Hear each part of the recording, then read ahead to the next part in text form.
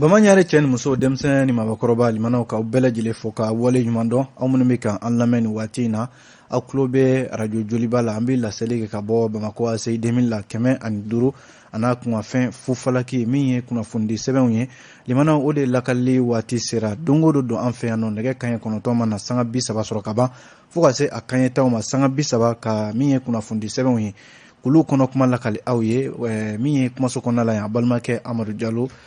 Musa Sanogo ale bolo be nege karafela lameba cheni muso minnu ba lamɛ bololo fana save Mali fantan nani ani diɲɛ kuru kara fantan nani ambu bɛfo ani segukaw fana fe radio joliba bi lamɛ no kɛmɛ murumuru kele ka an bɛ segukaw fo k'u bɛɛ lajɛlen sɔgɔma Musa bi fiɲɛni bɔ an senkɔrɔ an bɛ sɔrɔ ka se ka na gafew nɔfɛ kunnafoni sɛbɛn fɔlɔ limanaw an bɛ domin ye l'indicateur du renouveau ale kumana bi sɔgɔmada in na limanaw indicateur ye min jira o ye k'a fɔ ko coronavirus ka nani ko sabana limanaw an ka jamana kɔnɔna la yan limanaw a bɛna fɔ a bɛ senna dɛ sabu min jateminɛnen don nin waati in na covid-19 ko la limanaw o ye lakali bɔ bana in bi ye sanga ani waati bɛɛ lajɛlen hakɛ min yɛrɛ bi ye ma hakɛw la limanaw o de ka can kosɛbɛ a jirala k'a fɔ yɛrɛ misali yɛrɛ ye mun ye alamisa tɛmɛnen a bɛnna avril kalo tile 8 san 2021 ma ni jateminɛ kɛ o doni kelen dɔrɔn kama kɛnɛya tigilamaw k'u ye maa hakɛ min sɛgɛsɛgɛ ni bana yɛrɛ o la o bɛ taa jɔ maa 400 ani maa 13 de la a yɔrɔ o cayara kosɛbɛ n'i ye jateminɛ kɛ ka kɛɲɛ ni sɛgɛsɛgɛli tɔw ye covid-19 ko la bi limanaw a jala k'a fɔ an ka jamana yɔrɔ an bɛ san kelen de la sisan kabi mars kalo la san 2020 o tile 25 a jala k'a fɔ bana in a yera Mali kɔnɔna la yan kabi o don fo ka se bila ɲɛmaw jamana ɲɛmaw bɛ wulikajɔ caman kɔnɔna walasa bana in bɛ se ka kɛlɛ ka bɔ yen cogo min na n'i ye jateminɛ kɛ a jarala k'a fɔ nin waati in na a nako sabanan min ye nin ye n'u k'a ma ko 3e vague limanaw juma tɛmɛnen in na bana in a ye bɛ ka yeli hakɛ min kɛ maaw la sisan camancɛ fanga ɲɛmaw ye sigi dɔ kɛ ko min ma conseil supérieur de la défense nationale limanaw n'o de ye ka jamana cakɛ n k'a fɔ ɲɛmaw wele minnu bɛ yen ni u bɛ se ka sigi ko kunna ka ɲɛnabɔli kɛ walasa bana in dɔ bɛ ka fara hakɛ min kan caman bɛ se ka bɔ a la cogo min na min ye bandaw yɛrɛ ye n'ale ye camancɛ fanga ɲɛma ye ko in bɛɛ lajɛlen kɛra ale ka yamaruya kɔnɔna la a jarala k'a fɔ nin waati in na min ye coronavirus bana ye limanaw fɛɛrɛ fɛn fɛn bɛ se ka sɔrɔ a la conseil supérieur de la défense nationale ale y'o fɛɛrɛw a y'i da don olu de la o fɛɛrɛw ye jumɛn ye o ye k'a fɔ limanaw maaw k'u janto fara ɲɔgɔn kan ba ninnu ka caman bɔ a la yɛrɛ de ani ka masque n'o ye nun datugulan ye limanaw an k'a lajɛ an k'o matarafa kosɛbɛ wa a ko yɛrɛ a bɛna kɛ jakuya a jakuyalama yɛrɛ de don ni i y'i yɛrɛ sɔrɔ jama cɛla ka ban limanaw masque kɛra i ma jakuya ye walasa ani ka kunnafoni ɲuman di ka maaw ma walasa min ye tɛgɛkoli safunɛ ninnu na ani min ye gel hydroalcoolique ani maaw k'u yɔrɔ janya ɲɔgɔn na ani ka se fana min ye fara ɲɔgɔn kan a kana tɛmɛ maa 50 kan limanaw o caman ka bɔ o la ani a jarala k'a fɔ hali an ka ɲɛnajɛkɛyɔrɔ ninnu a k'olu bɛɛ lajɛlen bɛ datugu ka taa min ye avril kalo in tile 10 ka taa bila a tile 25 la n'i ye jateminɛ kɛ halisa laɲini minnu kɛra conseil supérieur de la défense nationale maaw fɛ o ye k'a fɔ walasa bana in limanaw an bɛ se ka se sɔrɔ a kan cogo min na hali ɲɛnajɛba minnu kun bolo dalen don an ka jamana kɔnɔ yan n'o ye festival ba ninnu ye olu caman bɛ yen k'olu bɛɛ lajɛlen jɔra tile 15 k'a lajɛ fɔlɔ san 2021 in na limanaw nin de ye waleya damadɔw ye covid-19 ko la an ka jamana faamaw ye minnu ta conseil supérieur de la défense nationale kɛnɛ kan limanaw nin bɛɛ kun de ye walasa bana in an na se ka kisi a tɔɔrɔ ma cogo min na indicateur ka fɔ la ko hali fɛɛrɛ minnu fana bɛ yen walasa fura min bɛ yen n'o ye boloci sɛbɛn ye vaccin limanaw ko o fana fura dɔ ka fara a kan wulikajɔ bɛna kɛ bana in a bɛ se ka kɛlɛ cogo min na ni vaccin caman bɛ se ka sɔrɔ ka fara min sɔrɔla sisan min b'an bolo kɔrɔ caman bɛ se ka fara o kan cogo min na hali premier ministre Muktar Wan ale tun kan ka taama dɔ kɛ ka taa Sikaso mara la a jarala k'a fɔ taama in a y'a bɔ a ma a yɛrɛ y'o kuma fɔ a ka page Facebook k'a jira k'a fɔ bana in bɛ lahala min na sisan a man kan yaala ni faraɲɔgɔnbaw o ka yamaruya jamana kɔnɔna na ale fana y'a ka taama bɔ a dɔgɔkɔrɔ. Limanaw jate laban minnu bɔra an ka minisiriso fɛ min bɛ kɛnɛya ko kunna juma tɛmɛnen na a jarala k'a fɔ nin waati in na covid-19 bɛ maa min na Mali kɔnɔ bi maa 101 maa 393 min ye maa fatuta ye maa 336 covid-19 a sera olu ni na. Ni ye jateminɛ kɛ ninnu bɛɛ lajɛlen la a jarala k'a fɔ bi maa 781 olu fana kɛnɛyara nka maa 201 bɛ yen olu limanaw sɛgɛsɛgɛli bɛ olu la minnu ni banabaatɔ gɛrɛla ɲɔgɔn na minnu kan ka sɛgɛsɛgɛ don nataw la. kuma in ye a jamutɛnɛ ale ka fasiri do indicateur kelen in kɔnɔna la limanaw Dramane Alu Kone ko min ye daba wuli ye jamanadenw fan fɛ ko o fana tɛ ka i kunda an kan ka sababu kɛ mun ye jamanaden bɛɛ lajɛlen kɔrɔtɔlen don k'a fɔ yɔrɔ diɲɛma bɛ bi olu sigilen ɲɛ bɛ anw na limanaw an bɛ fɛn fɛn kɛ kɛrɛnkɛrɛnnenya la cɛmancɛ fanga yɛrɛ ka baara a bɛ ka fɛn fɛn kɛ baara la waati n'a cogoya kama diɲɛma n'o ye communauté internationale maaw ye olu sigin bɛ ka a ko jateminɛ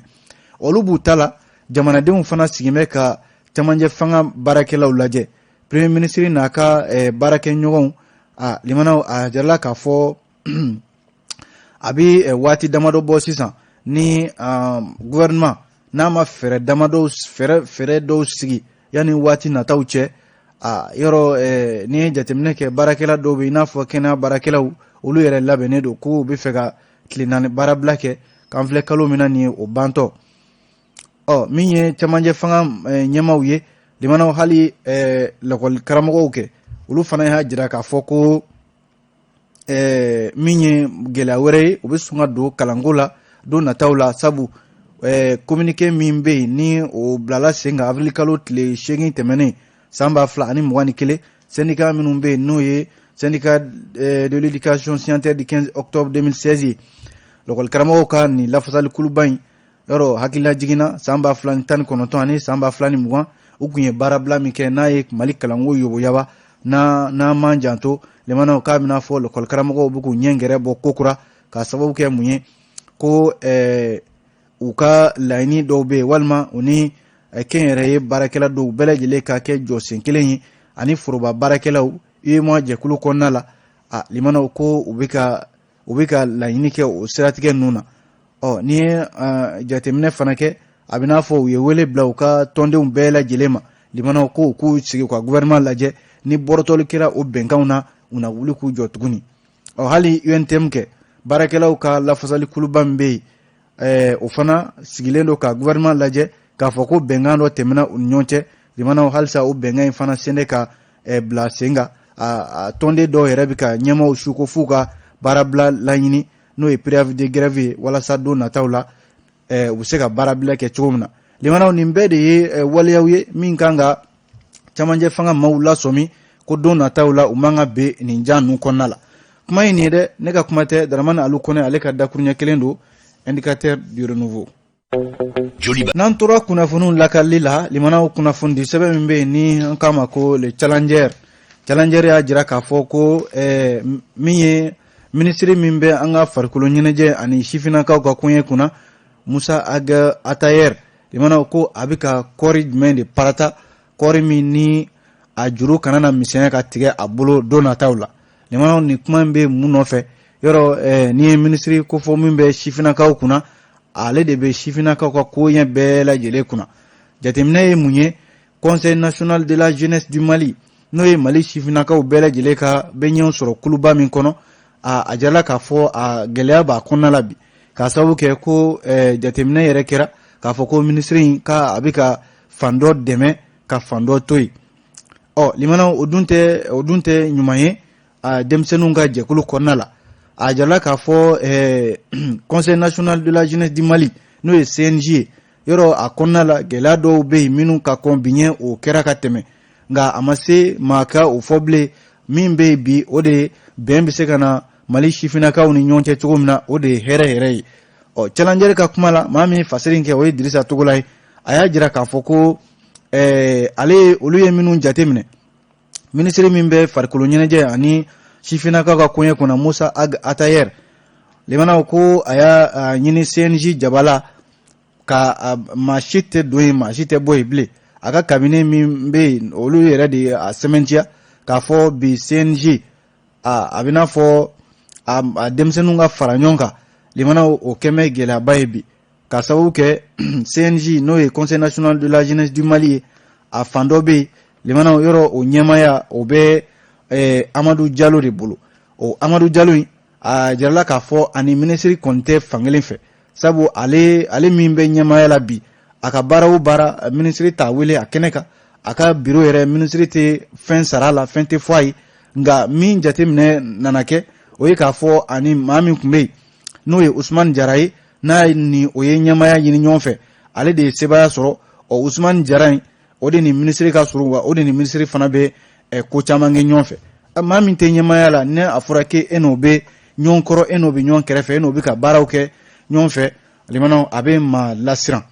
walasa ministre ko a bɛ nin lahala de la a ka kan a ka segin kɔ joona walasa ko in ka a bila sira ɲuman kan n'o tɛ ko Musa Ag Atayer kɔɔri min b'a bolo k'a parata limanaw yalima kɔɔri ɲuman don a bɛ ka min parata wa o ye mun ye a bɛ baara min na baara in a k'a lajɛ a ka a segin kɔ walasa sifinakaw bɛ se ka don da kelen fɛ ka bɔ da kelen fɛ a misali ye mun ye ko u ka direction nationale de la jeunesse yɛrɛ o ɲɛma n'o ye Sina Danbele ale fana ye walan sɛmɛ kɔsa in na maa dun t'a dɔn o yɛrɛ walan sɛmɛ kɛra min ye sabu a yɛrɛ ka fɔ la a ye walan sɛmɛ k'a da a yɛrɛ ka ko laɲiniw de ka fɛn wɛrɛ tɛ an dun n'an sigi ka a ko tɔ lajɛ limanaw a bɛ taa laban mun na kunnafoni filɛ an ye nin bɔ challenger kɔnɔ ale challenger kelen in na limanaw ko warimaraso min b'an ka jamana kɔnɔ yan ni o ye Banque Malienne de Solidarité ye BMS a jala k'a fɔ BMS la limanaw ko nafolo dɔ tunna a ka ca sefa wari miliyɔn 100 ye a taayɔrɔ ma dɔn somikɛn bɛ muso dɔ fɛ u k'a ma ko Bintu Mayiga limanaw Bintu Mayiga in a bɛ n'a fɔ nafolo in n'i y'a ye a tununa somikɛra ale de fɛ ko ale de ye nafolo in kun ta ka bɔ a taayɔrɔ kan Banque Malienne de Solidarité a yɛrɛ de ka baarakɛla don Madame Bintu Mayiga min ni a jarala k'a fɔ ni nafolo yuruku in a muso in a sen b'a la min ye direction min bɛ Banque Malienne de Solidarité tɔgɔ la ale ka service commercial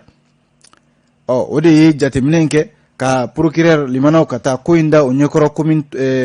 tribunal de grande instance commune 3 la Bamako yan nɔ k'a jira k'a fɔ limanaw ko nafolo dɔ bɛ yen nafolo min ni a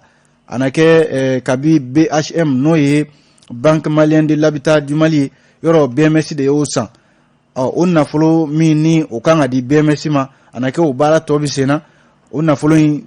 caman bɛ yen a kan ka na BMS kɔnɔ cogo min na ko BMS baarakɛla don n'o ye Madame Bintu Mayiga ye a na kɛ ale ye nafolo in k'a ta k'a bila sira wɛrɛ kan min ni o ni BMS ka sira tɛ kelen ye ɲɛmaaw de y'o jateminɛ sɛgɛsɛgɛli yɛrɛ k'a boloda walasa tɛgɛ ka se ka kɛ maa min ye baara in kɛ a ko kɔni bɛ procureur de la République près du tribunal de la commune 3 ka bolo kan don nataw la walasa ka ko bɛɛ lajɛlen jɛya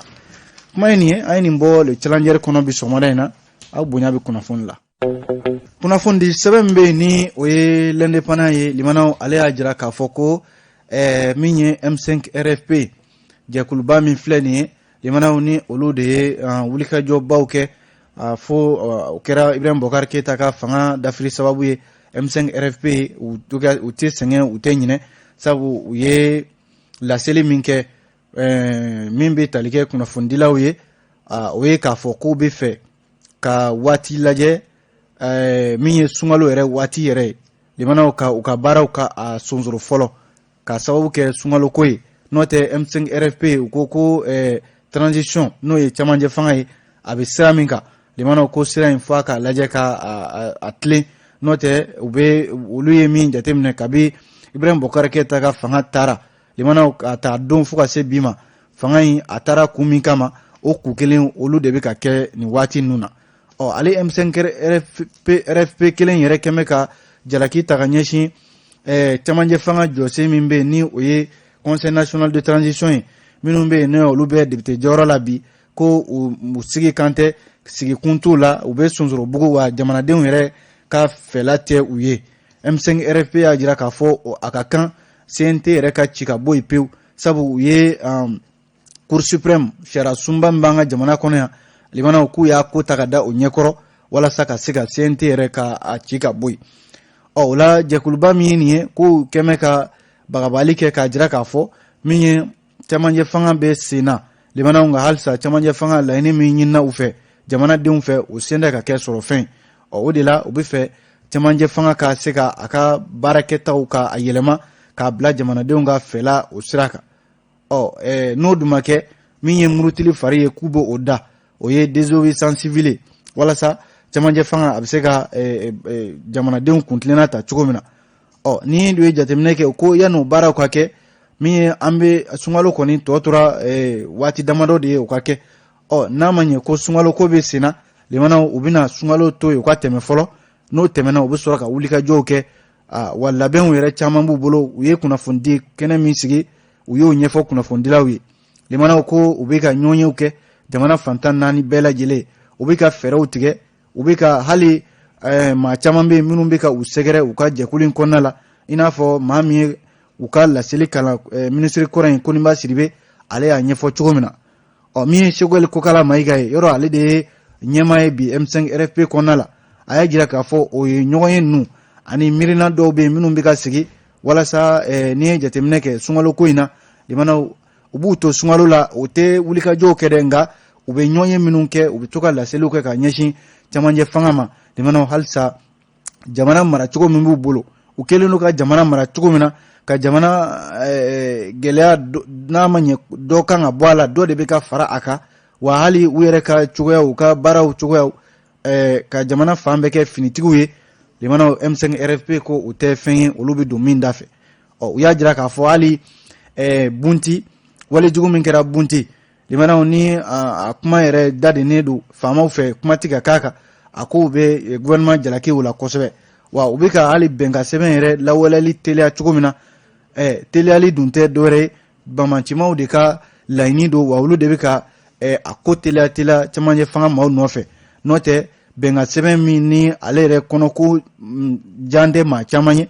M5 RFP ko o bɛnkan sɛbɛn mun de la halisa cɛmancɛ fanga mɔgɔw tugun bɛ o nɔfɛ k'o ta k'u b'o kɛ waleya fɛn limanaw nin ye laɲini damadɔw ye M5 RFP ko olu kɔni bɛ sigin bɛ ka gouvernement in lajɛ n'o ye cɛmancɛ fanga ye wa hali sariya sunba min n'o y'an ka constitution ye ani politiki baaraw ani kalataw n'a ɲɔgɔnnaw a jarala k'a fɔ cɛmancɛ fanga bɛ ka labɛn min k'a la k'u bɛ k'a kɛ yɛrɛko ye wa maa yɛrɛ sen tɛ ka don a la u y'a jira k'a fɔ olu kɔni se ye min ye u bɛ fɛ ka min laɲini o de ye k'a fɔ CNT min ni o ye conseil national de transition ye joona u sigin bɛ ka cour suprême kɔnɔ maître Mundaga Tall ale ka kuma kɛra u ye ko a ka ci joona wa u sigin bɛ ka o baara yɛrɛ de kɔnɔ kuma ye nin ye an ye nin bɔ l'indépendant kɔnɔ bi sɔgɔmada in na aw bonya b'a la kunnafonidi sɛbɛn min bɛ yen ni o ye Nouvelle Horizon ye ale y'a jira k'a fɔ limanaw min ye n'i ye jateminɛ kɛ limanaw a jirala k'a fɔ sariya dɔ bɛ labɛn na a sariya in a laɲinina min ye conseil national de transition maa dɔ fɛ n'o ye Abubakar Sidiki Fɔnba ye Abubakar Sidiki Fɔnba a yɛrɛ CNT maa don a ko projet de loi n'o ye sariya dɔ ye min bɛ labɛnna limanaw a ɲɛsinnen don kɛrɛnkɛrɛnnenya la minisiri kɔrɔw de ma minisiri kɔrɔ minnu bɛ yen ni olu jate minɛna k'a fɔ aya nafolo yuruku u sen yera o la limanaw n'a ma ɲɛ ko sariya sunba bɛ an ka jamana kɔnɔ n'o ye haute cour de justice ye yɔrɔ ale de sigilen don ko jamanakuntigiw min ye minisiriw ye olu u mana ye tanamako la limanaw k'u wele k'u ɲininka walima k'u kiiri min ye Abubakar Sidiki Fɔnba ye a ko haute cour de justice yɔrɔ nin waati in na ale tɛ ka baara kɛ o la Abubakar Sidiki Fɔnba a y'a jira k'a fɔ ko ale de ye Alliance démocratique du peuple malien ADPM o ɲɛmaa don wa u ye jɛkulu dɔ fana sigi conseil national de transition yɛrɛ kɔnɔna la yen ko u bɛ fɛ ka sariya dɔ lajɛ ka o bɛn o kan min bɛ se ka kɛ sababu yɛrɛ ye limanaw minisiri minnu bɛ yen ni u yera tanamako la kɛrɛnkɛrɛnnenya la limanaw loi de programmation militaire an ka finitigiw sariya kisɛ min tara ko ka mina sangadi an ka finitigiw ma san 2015 limanaw o nafolo a ka ca miliyari 1,000 ani kɔ ye o nafolo caman de tunnana maa si t'a ta yɔrɔ dɔn o la Bokari Segi Fɔnba y'a jira k'a fɔ o ko de se ka to ten wa fɛɛrɛ fila de b'olu bolo fɛɛrɛ fɔlɔ o ye plan A ye o ye ko min ye u ka collectif in ye limanaw ko a bɛna fɛɛrɛ minnu tigɛ walasa ɲanginibaliya i ka ko kɛ jamana kɔnɔ e ka ye ka to yen ten o ka se ka kɛlɛ ka bɔ yan ni jamana kura ka jɔ Bokari Segi Fɔnba ko o ye fɛn ye min bɛna kɛ jɔsen fɛn ye filanan ye mun ye o ye jɛkulu in kɔnɔna la yɔrɔ haute cour de justice ale de sigilen don ko min ye ministrew ni présidents ye olu kirili la nka limanaw a jala k'a fɔ hali sisan jateminɛ min kɛra kabi loi de programmation militaire sigira miliyari 1,000 ni kɔ o tunna maa t'o ta yɔrɔ dɔn wa a jala k'a fɔ wulikajɔ minnu kɛra an ka jamana kɔnɔna la fanga dafiri min kɛra kɔsa in na maa minnu bɛ yen ni olu tora la juillet kalo tile 11 a n'a tile 12 ko olu ma jateminɛ kɛra k'a fɔ dɔw bɛ yen minnu tun bɛ Ibrahim Bokari Keyita ka fanga la olu sen yera a fanga sugusugumali la wa hali an ka jamana soba dɔw bɛ yen n'o ye bâtiment public ye olu feereli ko ministre kɔrɔ dɔw bɛ yen minnu fana sen bɔ o baara la Bokari Segi Fɔnba ko o tɛ ko ye ko min n'a bɛ se ka ye ka to yen ten ni haute cour de justice ma se ka jɔ a jɔyɔrɔ la yɔrɔ ale ye soba ye min ni an ka jamana sariya sunba yɛrɛ de sɔnna a ma loi n k'a fɔ constitution du Mali 1992 n'a ma ɲɛ ko o sigida sen kan o sen tɛ ka baara kɛ sabu assemblée tɛ nin waati in na ale dun kɔnɔna la assemblée député dɔw de bɛ sugandi minnu bɛ bila ale kɔnɔna la ka baara in kɛ CNT dun bɛ yen ale de bɛ ka député ya jɔyɔrɔ fa Bokari Segi Fɔnba ko olu ye maa minnu bɛ se ka o kuma fɔ wa u labɛnnen don limanaw minnu bɛ janfa na jamana in kɔ kan limanaw ka se ka a bɛɛ lajɛlen ka u tɔgɔw fɔ wa sariya yɛrɛ ka wuli u nɔfɛ ka se ka u kiri kuma ye nin ye limanaw a ye nin bɔ Nouvelle Horizon kɔnɔ bi sɔgɔmada in na aw bonya b'a la an bɛ kunnafoni kuncɛ ni min ye o ye Soir de Bamako ye limanaw Soir de Bamako y'a jira k'a fɔ min ye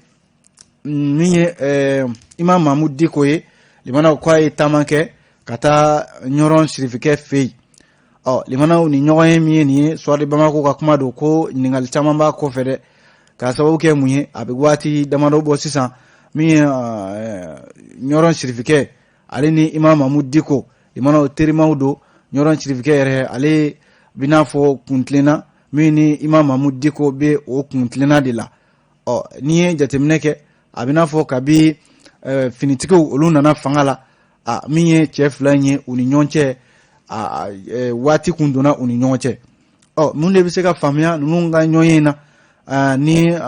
Imam Mahamudu Diko a ye taama kɛ ka taa ɲɔrɔn sirifikɛ fɛ yen yɔrɔ Imam Mahamudu Diko a yɛrɛ ka kuma lasela n'o ye Dunga Mayiga ye ale ye ɲɛfɔli min kɛ taama in kun kan o ye k'a fɔ ko kun wɛrɛ t'a la M5 RFP ka maabakɔrɔ ye n'o ye Imam Mahamudu Diko ye limanaw ko a kun de ye sunkalo bɛ ka se ka taa dugawu ɲini ɲɔrɔn sirifikɛ fɛ ani fana a ye taama min kɛ ka taa magankaw fɛ yen a n'a ye so min jɔ min ɲɛsinnen don bɛn ma Sahel kɔnɔna la ko o fana ka to o kibaruya da ɲɔrɔn sirifikɛ a kɔrɔ min ye Imam Mahamudu Diko a ka kuma lasena halisa a y'a jira k'a fɔ fana ko jamana yɛrɛ fana bɛ lahala min na a ka kan ɲɔrɔn sirifikɛ a ka dugawu kɛ a ko Imam Mahamudu Diko a taakun bɛɛ lajɛlen filɛ nin nka limanaw ko Imam Mahamudu Diko a ka nin taali in fana a bɛ bila hukumu kɔnɔna la maa caman o ye jateminɛkɛlaw wɛrɛw ka kumaw ye o ye k'a fɔ aya yɔrɔ kalata kɔni bɛ ka a kunda an kan limanaw ni ye jateminɛ kɛ kulu 3 de bɛ yen minnu bɛ yen minnu labɛnnen don kalata ko in na o ye diɲɛ magobatigiw ye n'o ye sɔrɔbosobaw politikimaw ani diinɛ ɲɛmaw limanaw ni kulu 3 jamana ɲɛma kalata min bɛ k'i kunda an ka jamana kan a bɛɛ lajɛlen de bɛ k'i labɛn i ta fan ni diinɛ ɲɛma n'olu tɛ u kanbɔ nka i b'a sɔrɔ maaw b'u bolo minnu bɛ yen u bɛna minnu dɛmɛ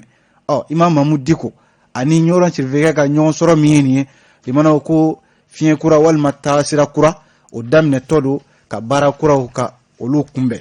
An bɛ kunnafoni bila nin kan yan Soirée Bamako de y'a fɔ limanaw aw bonya b'a la Amadu Jalo kunnafoni lase aw ma Musa Sanogo bolo bɛ nɛgɛ karafe la sini an bɛ ɲɔgɔn sɔrɔ yan gafe kuraw bɛ bɔ an b'olu lakali aw ye ladiriya kɔnɔna la n b'a fɔ aw ni cɛ ka lamɛnni ko ɲuman na a k'an bɛn diɲɛ waati wɛrɛ. Aw ni cɛ radio Joliba ka kunnafoni gafew lamɛnni la.